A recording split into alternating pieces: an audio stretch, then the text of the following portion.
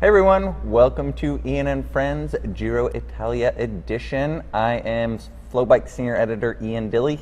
And I am Michael Sheehan. Today we are going to talk about Stage 8. Stage 8. It was an exciting day. Yeah, we saw a lot of action, kind of as predicted at the start of the race. A lot of people keen on the breakaway. Eventually, a six-man move rolled with about 30K into the race. Yeah, and I got to give you credit. You did say that you thought it was going to be a day for the breakaway, and it looked very much like it was going to be a day for the breakaway. We had an interview with Michael Woods before the stage. He said he thought it was going to be a day for the breakaway, and I thought they were going to stick it. The thing that looked like started bringing the breakaway back was the weather.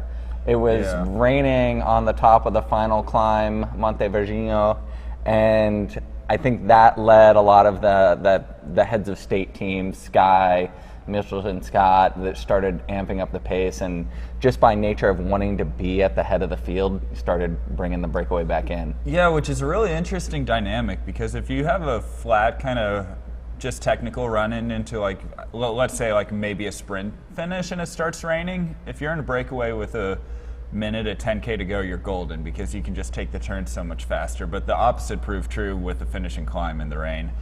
We saw Chris Froome, he took a spill.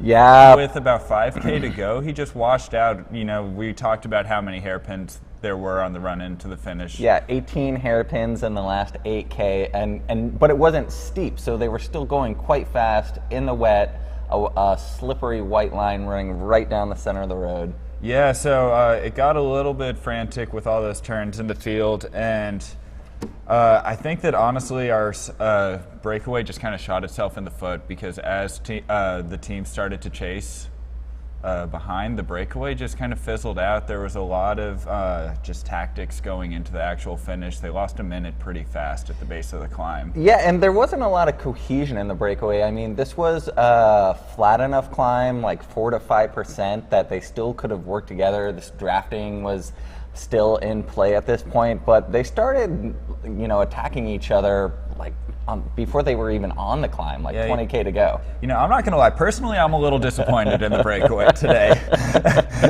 Guys really messed it up. Yeah. They could have stuck it out a bit longer and kept working, and it was just so tactical. I think that nobody really knew how the other riders were feeling. We saw Tosh van der Sande. He kind of drifted off the front at the base of the climb multiple times and looked back. He's like, "Are you guys coming?" And then I think he finally just got fed up. He's like, these guys are cooked, and he put in a couple hard attacks with Matej Mohoric, and then everyone else kind of showed up again, and we're like, "Oh no, just kidding." And Mohoric looked strong. I think if the race had ended coming down this hill, for sure he would have won. Oh yeah. But at the end, Koen Bouwman from Lotto NL Jumbo was the last man to be caught. He put in a real stinger of an attack, and he was hanging on to like 20 seconds with a 1K to go, and it looked good, like he was going to get it, but then the attack started firing from the field. Yeah, it was touch and go there, but then this is where I have to give you credit, because over the years of Ian and Friends at FloBikes, we've become known for spotting young talent, and just yesterday even, Ian Dille mentioned a young Ecuadorian rider, Richard Carapaz. Yeah, I'd like to say the first Ecuadorian to ever win a stage at the Giro d'Italia. Yes, and he just shot out of the field like a cannon, and holy cow, the cadence that he took up that climb for the last 1.5K was impressive.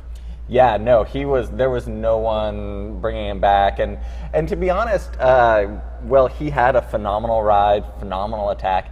No one was really trying to bring him back. It seemed like a lot of the GC guys are really looking ahead to tomorrow, which is going to be quite a demanding stage, and we're sort of using this final climb as a warm-up. It wasn't quite hard enough to really force any gaps unless you made a huge effort like Carapaz made. Yeah, which was really interesting, the dynamic back in the pack, though, because he just broke into the top 10. He wasn't far off. He was maybe a minute and a half down at the start of the day.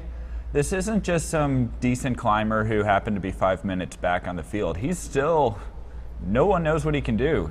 here, and I think that they kind of took a gamble because Sky hit the front after Froome crashed, and then once Carapaz went, everyone was just like, anyone want to chase? Yeah, and he's only 1 minute and 6 seconds back now, so it's going to be exciting to see whether he keeps attacking and changing the dynamics of this race as we head into week 2 and week 3.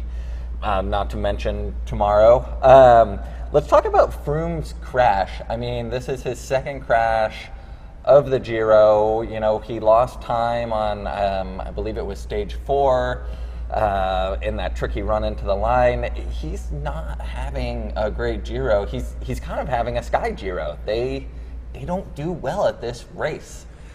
Yeah, I don't know if it's just becoming a self-fulfilling prophecy at this point for him, because it's so hard. It doesn't matter how experienced of a rider you are. Once you just lose that little bit of confidence, you hit the deck a couple times, it's just really, really hard to get over that, especially in a stage race. You know, you can't just go home and sleep and, you know, reset yourself for a couple days. He's like, well, tomorrow I have to get back and do it again, and it's stressful times. I don't know, hopefully, was this actually his third crash, including the one in the pre-ride of the TT? I think it was just number 2. Number 2, yeah, okay. That we know of. That we know of, okay, yeah, so, I don't know, hopefully that's it, and he can kind of sort himself out. He has to get through tomorrow. Tomorrow's going to be really decisive. Yeah, I do have to give him credit. I mean, he did get his whole team back on the front. Dille Cruz, Kenny Ellison, Wout Powell's all, you know, led him back to the front of the field.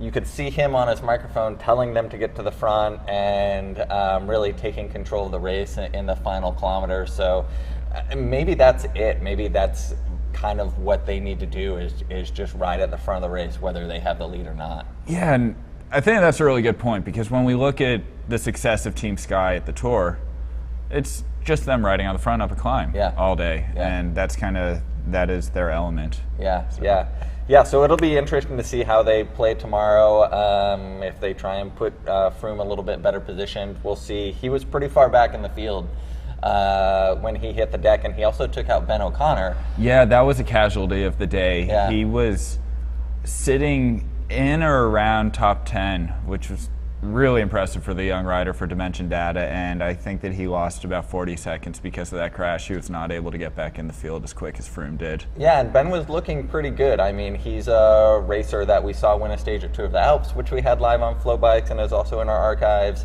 And so, bummer for Ben, but at the same time, you know, maybe it frees him up to get a little bit more leash for a stage win coming up. So, let's talk about tomorrow.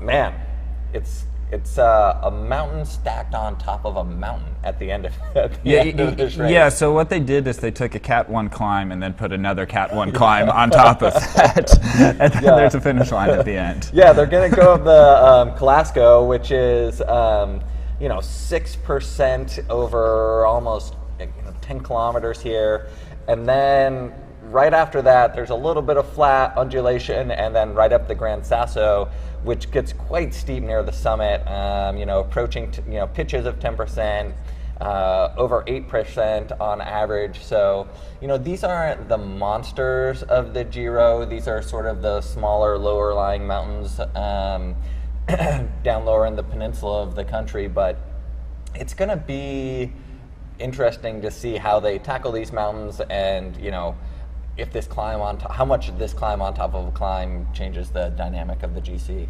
Yeah, I think that for a guy like Chris Froome, who has said that he can't win this Giro in the TTs, we're still kind of early in the race, but it's getting down to crunch time. If you're a minute or two in the rears, these are stages that you're going to have to start trying to pull out a big ride on.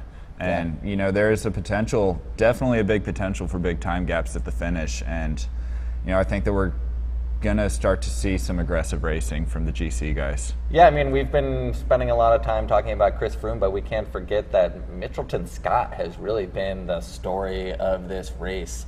Jack Haig was on the front again today. He's the one that really put the biggest dent in terms of bringing the breakaway back. And then obviously Yates and Chavez are sitting 1 and 3, and at this point, it's obviously early in the race, but I don't see anyone cracking them.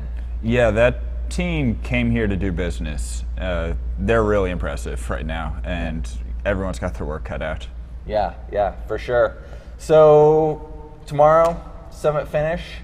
We will see you on Ian and Friends Stage 9 recap after the show. Thanks for joining, guys. See you later.